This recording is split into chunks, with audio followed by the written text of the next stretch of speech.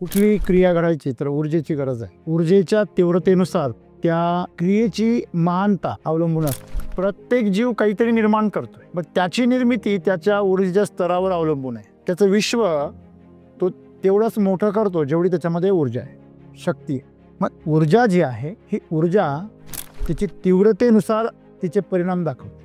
मग तुम्हाला जीवन जर उच्च स्तरावर जगायचं असेल, महान जीवन जगायचं असेल, तर तुम्हाला ऊर्जेची नितांत गरज आहे. आजचा दिवस वेगळा आहे. का वेगळा आहे? कारण या प्रकृतीमध्ये जी भौगोलिक रचना आहे, त्या भौगोलिक रचनेमध्ये अशी काही घटना घडते या अमावस्येला की सूर्य, पृथ्वी, चंद्र आणि बाकीचे सर्व ग्रहगोल ते अशा स्थितीमध्ये येतात की सूर्याची ऊर्जा सरळपणे या जीवांना प्राप्त होते. साधारण ज्या अमावस्या आहे, सामान्य जे पौर्णिमा आहे, त्या पौर्णिमेला तर पृथ्वीवर असर होतोच आहे, पण ही खास काय, इतर दिवसांची जी ऊर्जा आहे ती तुकड्या तुकड्यांमध्ये आहे, पण महाशिवरात्रीची जी ऊर्जा आहे ती पूर्णपणे रात्रभर जागृत आहे. आणि मग पाठीचा कणा सरळ का हवा? त्याचं कारण असं आहे, आज जर तुम्ही तुमचा पाठीचा कणा सरळ ठेवला ती ऊर्जा थेट तुमच्या प्रणालीमध्ये उतरणार आहे. ही एक भौगोलिक वैज्ञानिक अशी घटना आहे जी तुमच्या जीवनामध्ये आध्यात्मिक प्रभाव टाकते.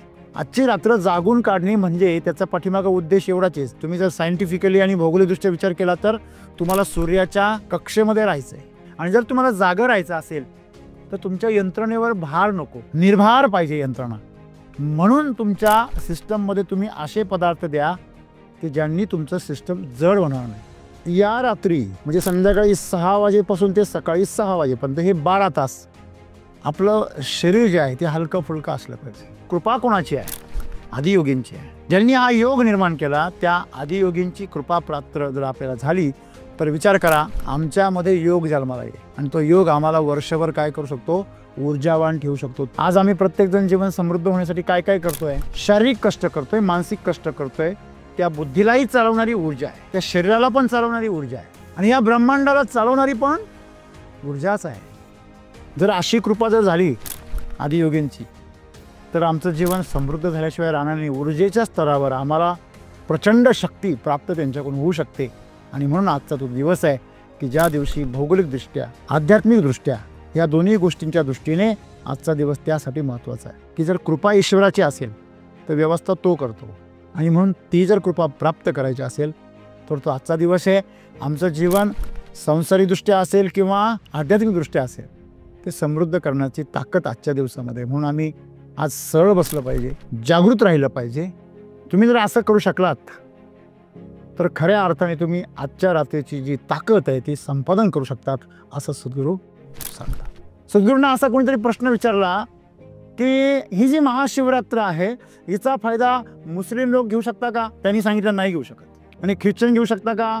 ते म्हणे नाही घेऊ शकत. ते म्हणे फक्त हिंदूच घेऊ शकता का? ते म्हणे हिंदू पण नाही घेऊ शकत. मग डोळे उंचावले पत्रकाराचे. म्हणजे असं कसं? म्हणे या महाशिवरात्रीचा लाभ फक्त माणसं घेऊ शकतात, कुठल्या धर्माचे लोक नाही घेऊ शकत.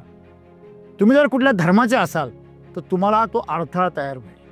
मग तो हिंदू का असेल, तुम्हाला फक्त एक माणूस असणं गरजेचं आहे. तुम्ही माणूस बनवून या महाशिवरात्रीचा लाभ घेऊ शकता. कारण सूर्य काय कोणाच्या मालकीचा नाही. सूर्याची ऊर्जा, सूर्याचा प्रकाश, त्याची कोणाची त्याच्यावर सत्ता नाही. जीवन अतिशय सोपं सरळ आहे.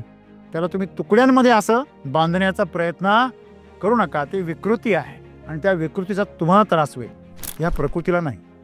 प्रकृती अशा विकृतींना संपून टाकते. लक्षात ठेवा, ज्यांना कोणत्या तरी धर्माचं व्हायचं आहे. त्याच्यामुळे तुम्ही निधर्मी होऊन ह्या ईश्वरीय शक्तीचा काय घ्या, लाभ घ्या आणि स्वतःचं जीवन काय करा, समृद्ध करा.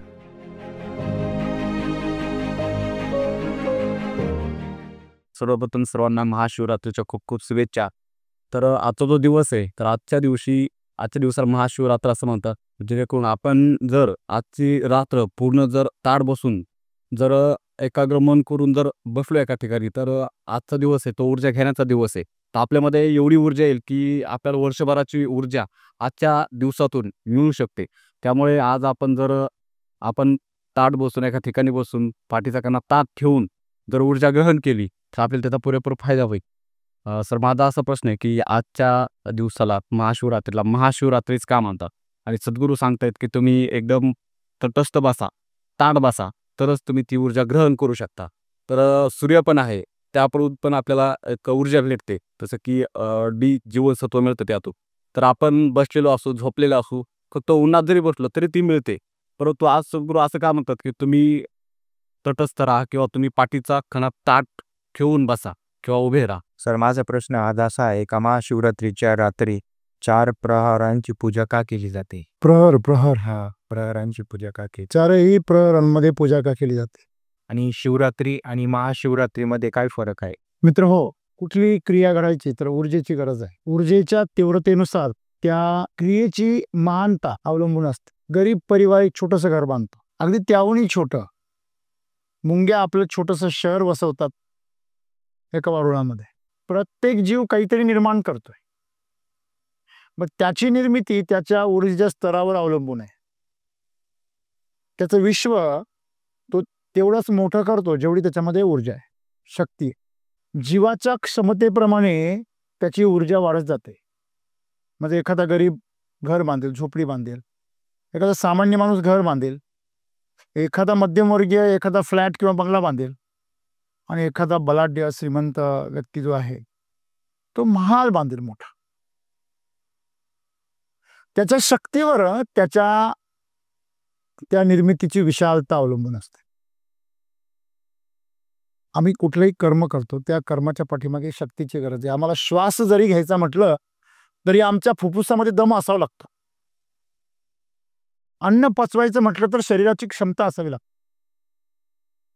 इंधन जाळण्यासाठी सुद्धा तुमच्या शरीरामध्ये क्षमता असावी. मग ऊर्जा जी आहे ही ऊर्जा तिची तीव्रतेनुसार तिचे परिणाम दाखवते. मग तुम्हाला जीवन जर उच्च स्तरावर जगायचं असेल, महान जीवन जगायचं असेल, तर तुम्हाला ऊर्जेची नितांत गरज आहे. अधिक पैसा कमवण्याचा प्रयत्न का करतो? पण जेव्हा आपण अधिक पैसा कमवू तेव्हा आपली जी क्षमता आहे, खरेदी करण्याची क्षमता जी आहे ती आपली काय करणार आहे? वाढणार आहे. आज जो दिवस आहे, आजचा दिवस वेगळा आहे. का वेगळा आहे? कारण या प्रकृतीमध्ये जी भौगोलिक रचना आहे, त्या भौगोलिक रचनेमध्ये अशी काही घटना घडते या अमावस्येला की सूर्य, पृथ्वी, चंद्र आणि बाकीचे सर्व ग्रहगोल ते अशा स्थितीमध्ये येतात की सूर्याची ऊर्जा सरळपणे या जीवांना प्राप्त होते. पृथ्वीवर जेवढे जीव असतील त्या सगळ्यांना. साधारण ज्या अमावस्या आहे, सामान्य जी पौर्णिमा आहे, त्या पौर्णिमेला तर पृथ्वीवर असर होतोच आहे. पण ही खास काय? ती खास होण्यापाठीमागचं कारण त्या ग्रहगोळांची स्थिती. ती स्थिती एवढी अनुकूल आहे की तुम्ही सूर्याची ऊर्जा थेट ग्रहण करू शकता. त्याची जी तीव्रता आहे, तुम्ही दिवसा तिला ग्रहण करण्याची क्षमता तुमच्यामध्ये माझ्यामध्ये नाही आहे. जसं आपण एखादं अन्न शिजवतो, मी नेहमी गमतीने सांगतो, सगळ्यात तळलेला पदार्थ म्हणजे भजे, सर्वांना आवडतात, पकोडे. परंतु जर सुगरण असेल तर ती बरोबर मंद आचेवर ते तळून काढते, शिजून निघतात. आणि जर नवखा कोणी असेल तर तेल एवढं गरम होतं की ते वरून जळून जातात, आतमध्ये कच्चेच राहतात. म्हणजे जी उष्णतेची जी तीव्रता आहे ती तुम्हाला जर नियंत्रित करता नाही आली तर तुम्ही तिच्यापासून लाभ घेण्याच्या ऐवजी तुमचं हानी होणार आहे. आणि म्हणून दिवसा तुम्ही ती ऊर्जा ग्रहण करू शकत नाही, म्हणून रात्र. आपण संध्याकाळ का म्हणतो, किंवा आपण असं का म्हणतो की जरा मूर्धूस नावाचा आजार झालेला आहे डी जीवनसत्वाच्या अभावामुळे, त्यांनी सकाळी सकाळी कोवळ्या सूर्यप्रकाशामध्ये अर्धनग्न अवस्थेमध्ये बसलं पाहिजे. तुमच्या उघड्या त्वचेवरती सूर्याची किरणं पडली पाहिजे. कारण सकाळच्या वेळी आणि संध्याकाळच्या वेळी ती किरणं तिरपी असतात, त्यांची तीव्रता कमी होते. तुम्ही जर संध्याकाळ असा जर विषय केला, तर संध्या म्हणजे जेव्हा सूर्य मावळतीला जातो आणि सकाळी जो पहाट ज्याला असं म्हणतो की सूर्य उगवण्याची परिस्थिती असते पण उगवलेला नसतो. प्रकाश पसरलेला असतो, परंतु सूर्य उगवलेला नसतो. हा जो काळ आहे, या काळामध्ये सूर्याची ऊर्जा ग्रहण करण्याचा सर्वात सुंदर समय असतो.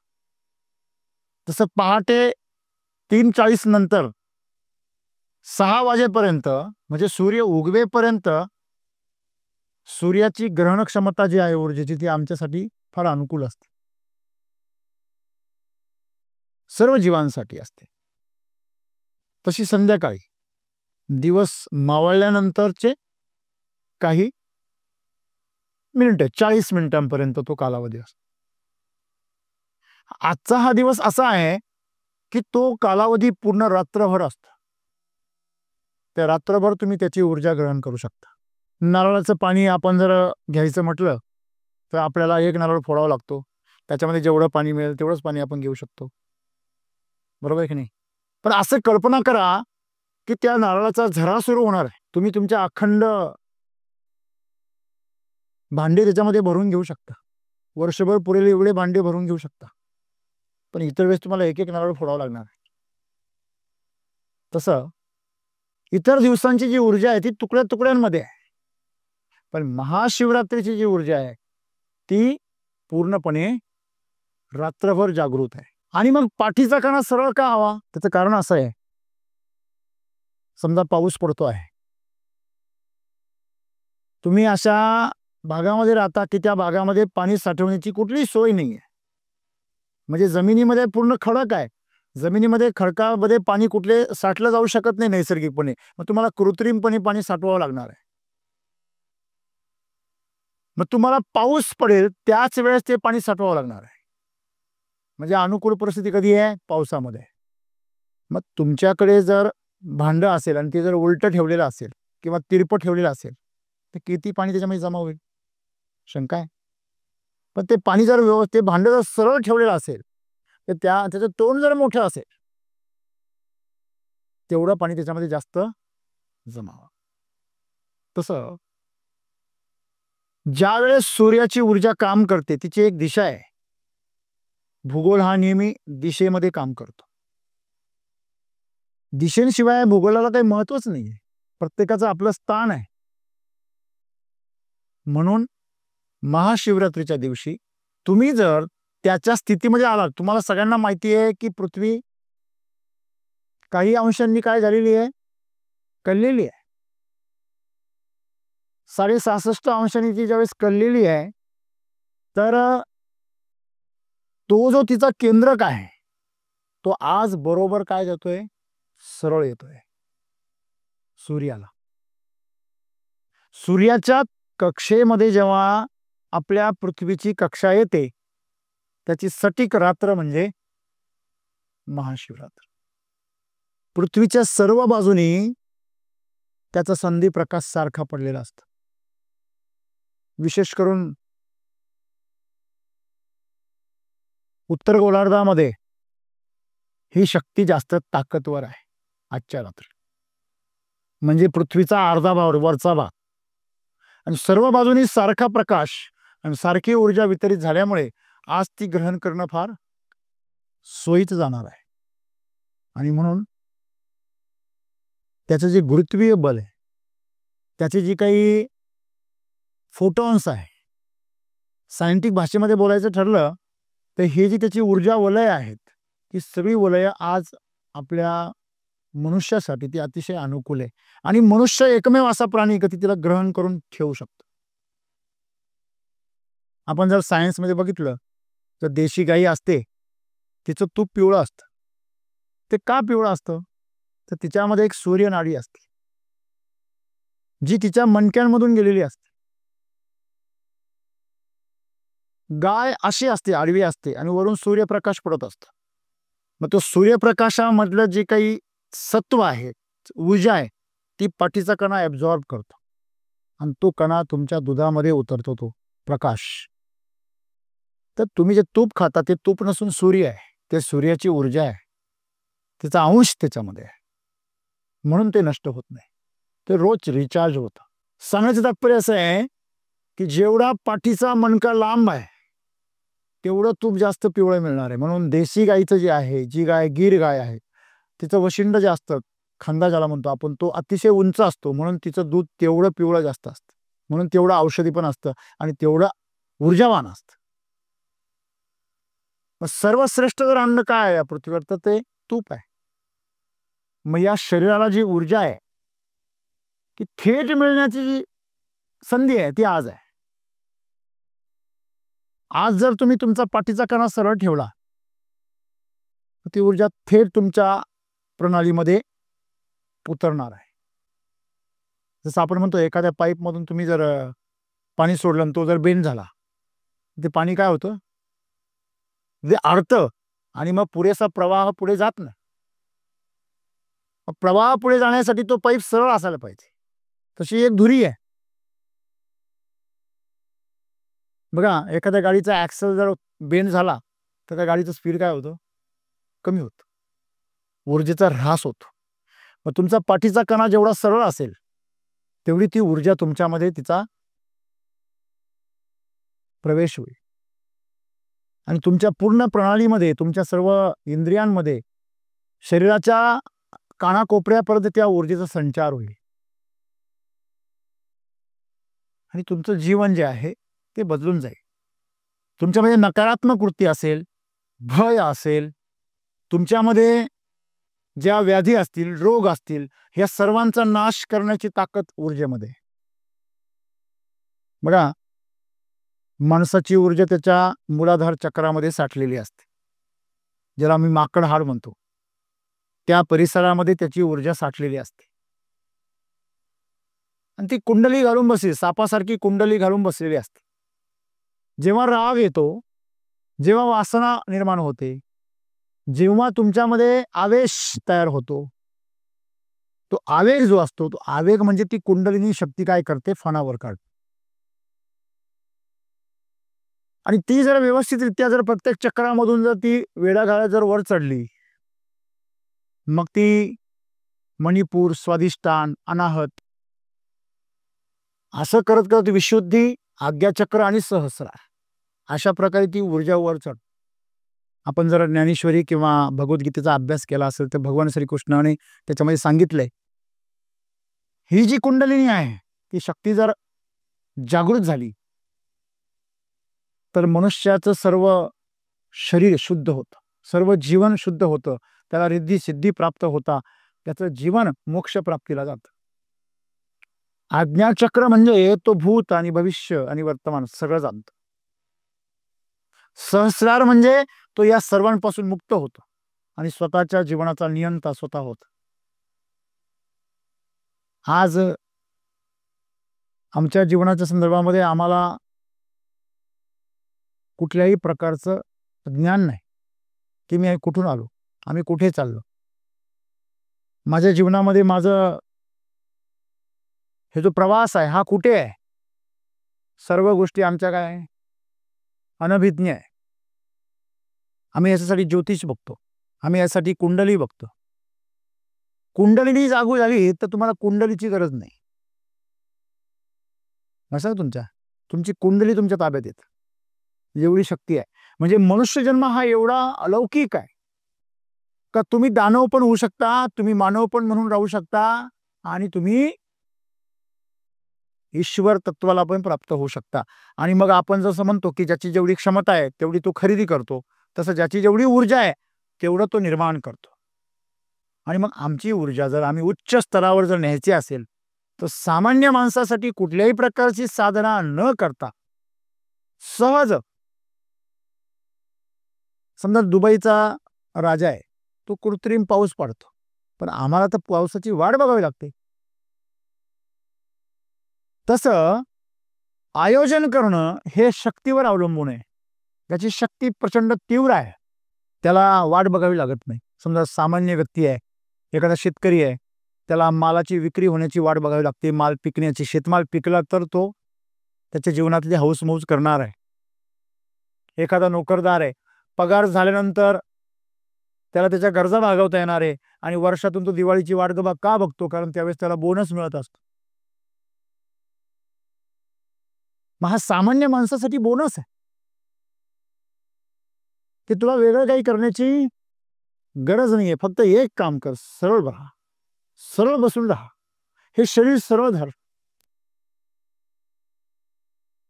मित्रांनो, ही एक भौगोलिक वैज्ञानिक अशी घटना आहे जी तुमच्या जीवनामध्ये आध्यात्मिक प्रभाव टाकते. माणसाला धार्मिक होण्यासाठी तो आर्थिकदृष्ट्या सबल पाहिजे, शारीरिकदृष्ट्या निरोगी पाहिजे. एखादा रोगट माणूस तुम्ही त्याला जर म्हटले हा देवाची पूजा कर, तो म्हणतो इथे मला त्रास होतोय, कुठली पूजा तुझी आणि कुठला देव. एखादा निर्धन माणूस आहे, त्याला संध्याकाळी काय खायचा हा प्रश्न पडलेला आहे, तुम्ही त्याला म्हणले अरे नामस्मरण कर, चल भजनाला, चल कीर्तनाला, तो म्हणे इथं मला संध्याकाळी जेवण करायचं काय, माझ्या घरामध्ये मीठ मिरची नाही, तुझं काय चाललंय, देव देव काय मला काय मीठ मिरची देणार आहे. एक दिवस भंडारा राहील, बाकीचे 8 दिवस काय करायचं, 8 दिवस सप्ताह राहील, तेवढं खायला मिळेल, ते बी एक टाइम, दुसऱ्या टायमाला काय करायचं. म्हणजे जो निर्धन व्यक्ती आहे, जो लाचार आहे, जो रोगी आहे, तो ईश्वराची पूजा सहजपणे करू शकत नाही, कारण त्याच्याकडे शक्ती नाही आहे. मग तुम्हाला सत्य वागायचं म्हटलं तरी तुमच्याकडे काय पाहिजे, तुमच्याकडे समृद्धी पाहिजे. एखादा समृद्ध व्यक्ती जेवढा सत्य वागू शकतो तेवढा एखादा लाचार व्यक्ती नाही वागू शकत. मग हे आर्थिकदृष्ट्या जसं सत्य आहे तसं शारीरिकदृष्ट्या तुमच्या शरीराची क्षमता, तुमच्या शरीराची ऊर्जा जर तीव्र असेल तर तुम्ही कुठल्याही प्रकारचा संकल्प कधीच नेऊ शकता. तुमच्याकडे जर क्षमताच नाहीये तर तुम्ही कुठल्याही प्रकारचं आव्हान पेलू शकत नाही. आणि जो माणूस आव्हान पेलू शकत नाही तो मनुष्य जीवनामध्ये एक सामान्य आयुष्य जगतो, ज्याचं त्याला उभं घेतो, ज्याचं त्याला स्वतःलाच घृणा वाटते, लाचारी येते. आणि म्हणून सद्गुरू सांगता की त्या लाचारीतून जर बाहेर पडायचं असेल, त्या निर्धनतेतून जर बाहेर पडायचं असेल, पुरुषार्थ गाजवायचा असेल, जीवनामध्ये क्रांती करायची असेल, तर आहे त्या स्तरावरून वरच्या स्तरावर जाण्यासाठीचा आजचा दिवस आहे. तुमची ऊर्जा तुम्ही नैसर्गिकपणे काय करू शकता, वाढवू शकता. तुमचा जर 100 व्होल्ट असेल तर तुम्ही 150 वर नेऊ शकता. तुमचा 150 असेल तर तुम्ही 200 वर नेऊ शकता. तुमचा 200 असेल तर 250 वर नेऊ शकता. म्हणजे तुमचं अपडेशन करण्याचा आजचा दिवस आहे. आजची रात्र जागून काढणे म्हणजे त्याचा पाठीमागा उद्देश एवढाच आहे. तुम्ही जर सायंटिफिकली आणि भौगोलिकदृष्ट्या विचार केला तर तुम्हाला सूर्याच्या कक्षेमध्ये राहायचंय. त्याचा जो आक आहे मधला, ज्याला आम्ही व्यास असं म्हणतो, त्या व्यासाच्या कक्षेमध्ये आम्हाला स्थिर राहायचंय. मग आजच्या रात्रीला तो सरळ आपल्या खाली असणार आहे, सरळ आपल्या खाली. तिथून आपल्याला थेट ऊर्जा मिळणार त्याची. आणि म्हणून आपल्याला सरळ बसायचंय आणि जागा राहायचंय. जागा राहणं का महत्वाचं आहे याचं उत्तर अभिमन्यूच्या जीवनामध्ये फार ठळकपणे आपल्या लक्षात येतं. अर्जुनाची पत्नी उत्तरा, तिच्या पोटी जेव्हा गर्भधारण झाला तेव्हा तिच्या पोटामध्ये अभिमन्यू होता आणि ती कृष्णाची बहीण होती. मग माझा भाचा म्हणून त्याला ज्ञानप्राप्ती व्हावी म्हणून उत्तरेला तो काय सांगत होता, चक्रव्यूहाचं ज्ञान देत होता. युद्धामध्ये कसं लढायचं, त्याच्यामध्ये चक्रव्यूह जे असतं ते चक्रव्यूह कसं भेदायचं आणि त्यातून बाहेर कसं यायचं हे सगळं ज्ञान तो उत्तरेला देत होता. आणि तो देत असताना ती अर्ध्यावर झोपली. कोण? उत्तरा. आतमध्ये अभिमन्यू ऐकत होता आणि जेव्हा ती झोपी गेली तोपर्यंत चक्रव्यूह कसं भेदायचं इथपर्यंत त्यांनी माहिती सांगितली आणि ते भेदून बाहेर कसं यायचं हे सांगत असताना ती झोपी गेली. आणि ती झोपी गेल्यामुळे अभिमन्यूला पुढचं काही कळलंच नाही. तुम्ही कॅमेऱ्याचं शूटिंग चालू केलंय आणि तो अचानक काय झाला, लॉक झाला, त्याचं स्क्रीन लॉक झालं कशा तरी कारणाने. तर काय होईल, तुम्ही बटन दाबलं कुठलं काय झालं तर तुमचं रेकॉर्डिंग काय होणार, बंद होणार. म्हणजे जागर राहणं पण तेवढं महत्वाचं आहे. चेतना तुमची जागृत पाहिजे. जागर राहणं म्हणजे सर्व इंद्रिय तुमची काय पाहिजे, सक्रिय पाहिजे. तरच ती ऊर्जा तिथपर्यंत काय होणार आहे, पोहोचणार आहे. गव्हर्नमेंटने स्कीम काढली का जेवढ्या कंपन्या आहेत त्या कंपन्यांना आम्ही काय करूया, थोडंसं आर्थिक मदत करतो. समजा आता साखर कारखान्यांना गव्हर्नमेंट मदत करतं. बंद पडलेल्या साखर कारखान्याला करतं का चालू असलेल्या कारखान्यांना? अर्थात चालू असलेल्यांना. तसं जी ऊर्जा आहे ती बंद पडलेल्यांना मिळणार नाहीये. म्हणून तुम्ही रात्रभर जागे राहणं फार गरजेचं आहे. आणि जर तुम्हाला जागं राहायचं असेल तर तुमच्या यंत्रणेवर भार नको, निर्भार पाहिजे यंत्रणा. म्हणून तुमच्या सिस्टममध्ये तुम्ही असे पदार्थ द्या की ज्यांनी तुमचं सिस्टम जड होणार नाही. आम्ही साबुदाणे खातो, हलका. किती हलका आहे माहिती? तो एकदा सिस्टममध्ये जर गेला, समजा डाळ भात असेल तुमचं, भगर असेल, येस, असं म्हणतात महाशिवरात्रीला भगर खाऊ नये, ठीक आहे. पण जो हलका आहार तुम्ही जर घेतला, समजा सगळ्यात हलका आहार म्हणजे वरण किंवा फळं 2 ते 3 तासामध्ये बाहेर येतात सिस्टममध्ये. वरण भाताला 6 ते 7 तास लागतात, भाजी पोळीला 7 ते 8 तास लागतात. जे मांसाहार आहेत त्याला जवळजवळ 72 तास लागतात. तुम्ही काही मसालेदार पदार्थ खाल्ले तर त्याला, समजा पापड आहे, पापडाला 36 तास लागतात, मुरदाचे पापड, किंवा डाळीचे तळलेले पदार्थ, त्यांना 24 ते 36 तास लागतात. आणि साबुदाण्यांना पण जवळजवळ 24 ते 36 तास लागतात सिस्टममधून बाहेर पडायला.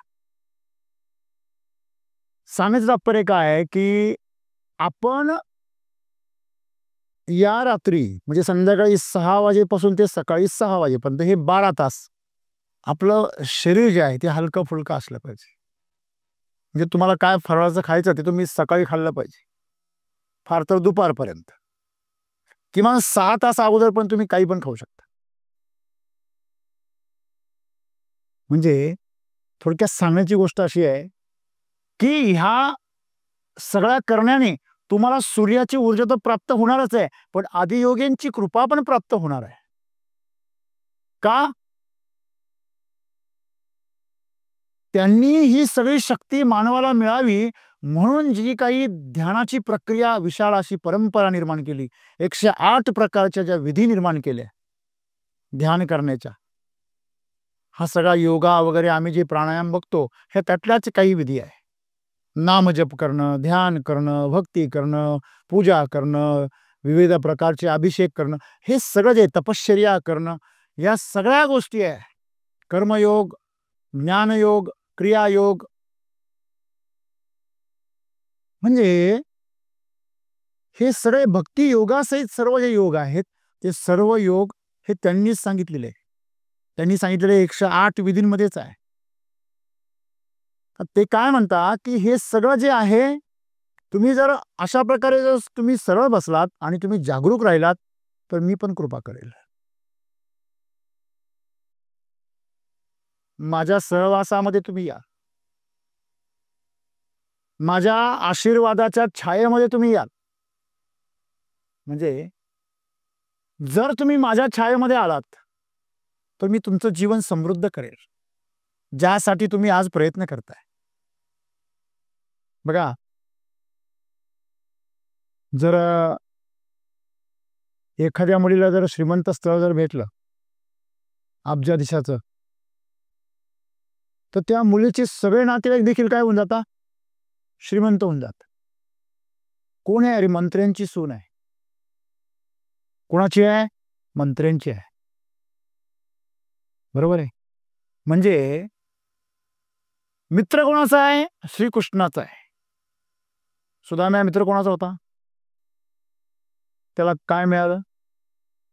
किती गरीब होता, तर भेट देऊ शकत नव्हता, पोहे घेऊन गेला, लाह्या घेऊन गेला, एवढा गरीब होता, कपडे फाटलेले होते, पण तिथपर्यंत जाईपर्यंत गरीब होता. थिकून येताना श्रीमंत होऊन आला.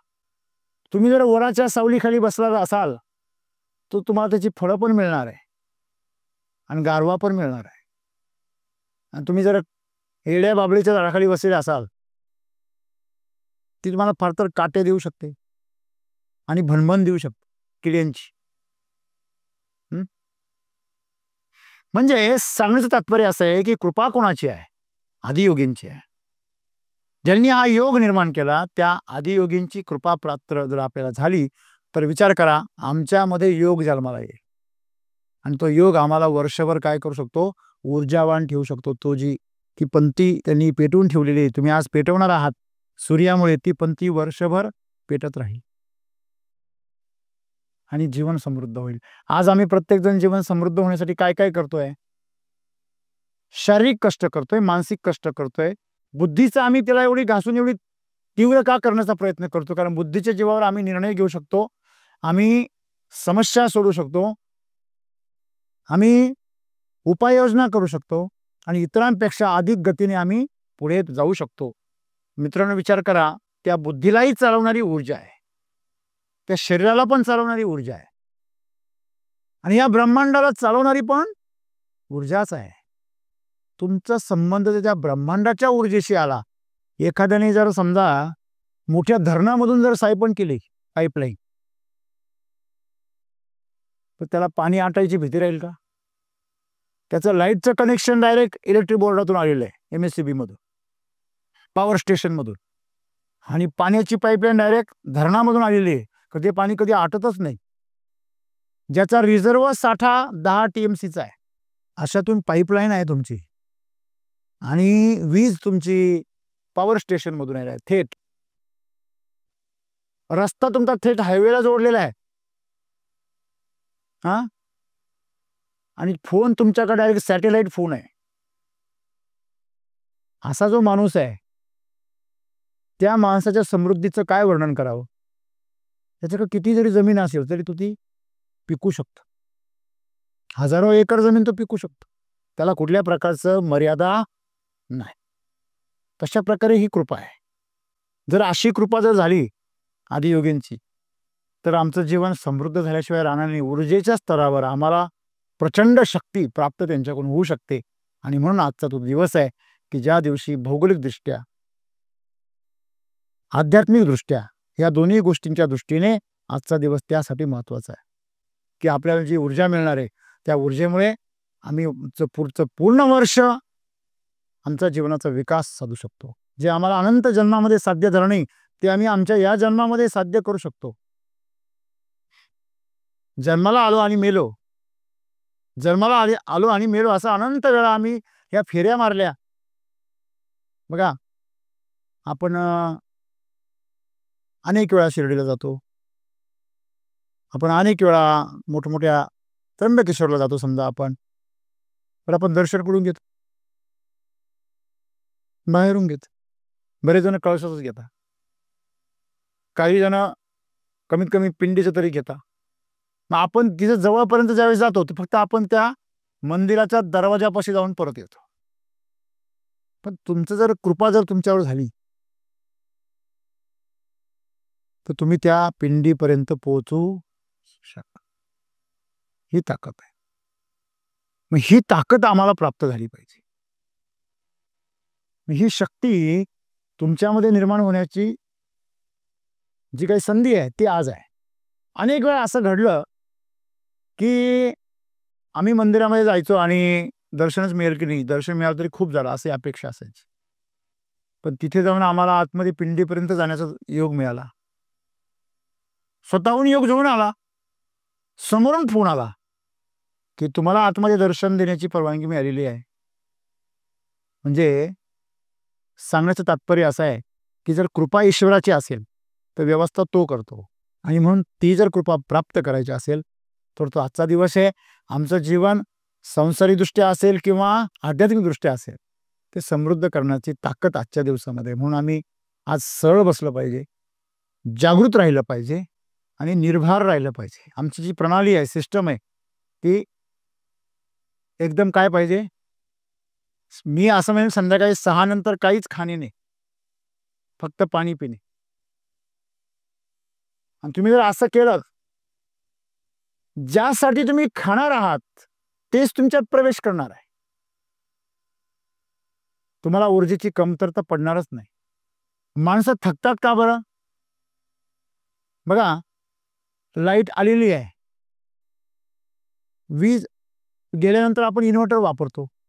लाईट आलेली आहे तरी पण तुम्ही इन्व्हर्टरचं वापरताय. ह्याच्यासारखा बालिशपणा दुसरा नाही. आज प्रत्यक्ष तुम्हाला ज्याने तुम्हाला हे जीवन दिलं तो तुम्हाला आज ऊर्जा उपलब्ध करणार आहे. तरी तुम्हाला इथलीच ऊर्जा पाहिजे, तरी तुम्हाला इथलंच अन्न पाहिजे, तुम्ही इथल्याच बॅटरीवर जगणार आज. हे हास्यास्पद आहे. म्हणून उपवास. सिस्टम सगळी रिकामी ठेवा, बरोबर आहे, आणि हलकी फुलकी ठेवा, स्वतःला हलकं फुलकं ठेवा. तुम्ही असं जर केलं तर तुमच्यामध्ये आज जी अनुभूती येईल ती अनुभूती तुम्हाला तुमच्या पुढच्या पूर्ण वर्षभरासाठी उपयोगाला येईल. बरोबर आहे. वर्षभरातून दिवाळी 4-5 दिवसच येते, पण अख्ख्या वर्षाचा शिनबाग घालून जाते. सगळ्या जुन्यांना नवं करून जात. भांड्यांपासून गाड्यांपासून ते माणसांपर्यंत सगळ्यांना हार घालून जाते. सगळ्यांची पूजा करून जाते. सेम साऊथ इंडियामध्ये पोंगल आहे, म्हणजे त्या तिथीला का महत्व आहे? कारण त्या तिथीला तशा प्रकारची भौगोलिक रचना आहे. आणि म्हणून जसं सूर्यग्रहण होतं, सूर्यग्रहण कधी होतं? दर अमावस्येला होतं. आणि पौर्णिमेला काय होतं? चंद्रग्रहणात. ओके, ठीक आहे. का होतं ते भूगोलाच्या शिक्षकांना विचारा. प्रत्येक अमावस्येला सूर्यग्रहण होतं का? प्रत्येक पौर्णिमेला चंद्रग्रहण होतं का? नाही. एक विशिष्ट स्थिती यावी लागते. त्या कक्षा ज्या आहे त्या विशिष्ट अवस्थेमध्ये यावे लागतात. मग उदानाची भरती आणि उदानाची ओहोटी म्हणजे काय? नेहमीपेक्षा खूप जास्त. हे कधी येते हे जर तुम्ही शोधून काढलं तर महाशिवरात्रीचं काय महत्व हे पण तुम्हाला कळेल. बरं ठीक आहे, ग्रहण पण कायम घडतं. सूर्यग्रहण तर कायम, खंडग्रास तर कायमच घडतं. पण खग्रास मात्र कंकणाकृती फार दुर्मिळ आहे. मग असं समजा की आज कंकणाकृती सूर्यग्रहणाचा दिवस आहे, एवढा दुर्मिळ आहे. एवढासा चंद्र, त्याची ती सावली, ती पृथ्वीच्या कुठल्या कोपऱ्यातून जाणार, कधी जाणार, किती वर्षांनी परत तिथे येणार. बरोबर आहे ना? जसं आपण म्हणतो की कुंभमेळा, महाकुंभमेळा 144 वर्षांमधून तो ती संधी मिळणार आहे. बरोबर आहे ना? 12 वर्षांनी तो एक नेहमी येतो, पण 144 वर्षांनी येतो तो फारच वेगळा. म्हणजे एका पिढीला एकदाच बघायला मिळतो, मधल्या पिढीला बघायला पण मिळत नाही. राईट. पण नुसतं कुंभमेळ्याला स्नान करून उपयोग नाही. सगळ्या वृत्तींना दोष चिकटलेले आणि हा शरीराला अंघोळ घालतोय. नशा शराब में होता तो नाचती बोतल, नशा शराब में नहीं होता, पीने वालों में होता है. हॅलो. आंघोळ इंद्रियांना मिळाली पाहिजे, आंघोळ वृत्तीला मिळाली पाहिजे, आंघोळ तुमच्या मनाला मिळाली पाहिजे. नुसता मेंदू धुवून उपयोग नाही. ही कवटी धुतली, फार चंपी जरी केली, ती वरवरची घाण साफ होईल, पण त्या कवटीच्या आतमध्ये जो मेंदू आहे त्याच्या आतमध्ये जे विचार आहे त्याला काहीच नाही होणार. त्याची विधी वेगळी आहे. ती विधी ही आहे. माणसं वरवर मेकअप करता, बरोबर आहे की नाही? खरं सौंदर्य जे आहे ते तुमच्या आतमध्ये आहे, त्याचं 90% महत्व आहे. बाहेरून जो मेकअप आहे त्याला 10% महत्व आहे फक्त. बरोबर आहे ना? पण माणसं 10%वर जास्तीत जास्त खर्च करतात. बरोबर आहे ना? शेतकरी नाही का, मिनरल्स किती महत्वाचे आहे? 6%. आणि ह्युमस किती महत्वाचा आहे? 94%. पण त्याचं सगळं लक्ष, सगळं खर्च कशावर आहे? 6%. 6% अभ्यासक्रमाचाच अभ्यास करतो, 94% त्याला काही अभ्यासक्रम पण माहिती नाही. त्याला 100% पडले तरी 60% मार्क पडतील. कळतं का तुम्हाला? आजचा जो दिवस आहे ना तो एवढा मोठा आहे. म्हणजे ज्याप्रमाणे स्थिती असतात ग्रहगोळांच्या, त्या स्थितीनुसार ज्याप्रमाणे ते जीवन घटित होतं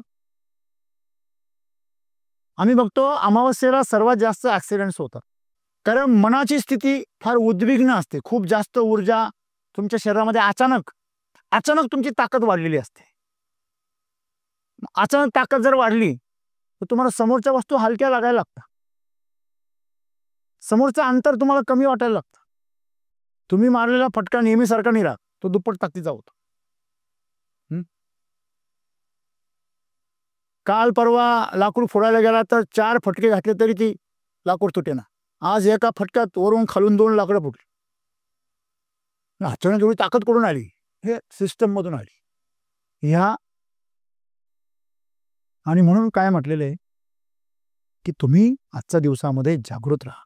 पहिले सरळ राहा, पाठीचा कणा कमीत कमी पाठीचा कणा सरळ ठेवा. तिथून खाली बसलात तर चालेल, पण कमीत कमी पाठीचा कणा सरळ ठेवा. आणि दुसरं, जागृत राहा, डुकली येऊन नका देऊ. जर डुलकी आली तर तुमची ढोलकी वाजेल. तुम्हाला जर तुमची कुंडली पाहायची गरज पडायची नसेल की माझ्या नशिबात काय आहे, काय वाढून ठेवलेलं आहे, काय होणार आहे, देव जाणे, देव नाही जाणे, तू स्वतः जाणे. कुंडलिनी जागृत कर. आणि ती कुंडलिनी जागृत करण्यासाठी जी शक्ती आहे, ती जी मी कमावली असेल मधल्या काळामध्ये, विविध कारणांनी गमावली असेल, ती शक्ती पुन्हा संपादन करण्याची आजची दिवस आहे, आजची तिथी आहे. आणि म्हणून सरळ राहा, जागृत राहा आणि उपवासी राहा. उपवासी म्हणजे उपवास धरून नाही. संध्याकाळी 4 नंतर 6 नंतर फक्त पाणी.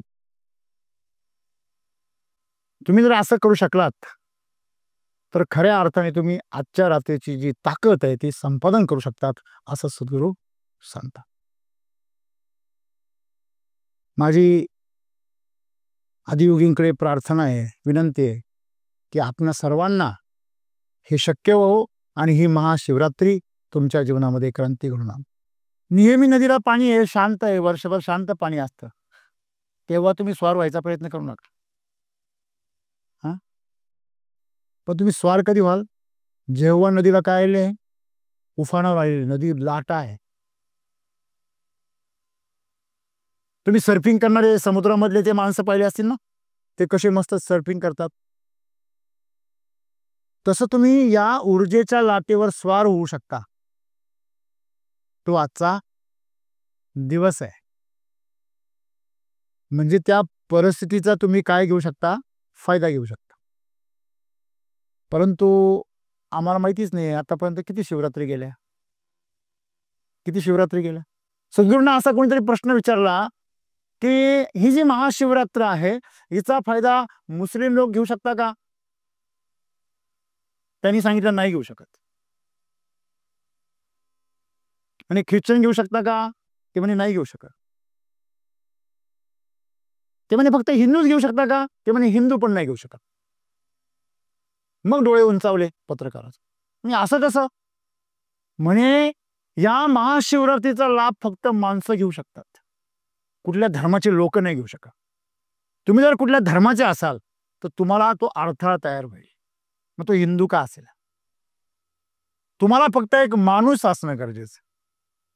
तुम्ही माणूस बनवून या महाशिवरात्रीचा लाभ घेऊ शकता, कारण सूर्य काय कोणाच्या मालकीचा नाही. सूर्याची ऊर्जा, सूर्याचा प्रकाश, त्याची कोणाची त्याच्यावर सत्ता नाही. त्याच्यावर तर सगळे जगता. बरोबर आहे.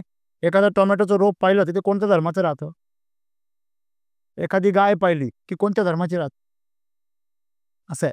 म्हणून जीवन अतिशय सोपं सरळ आहे.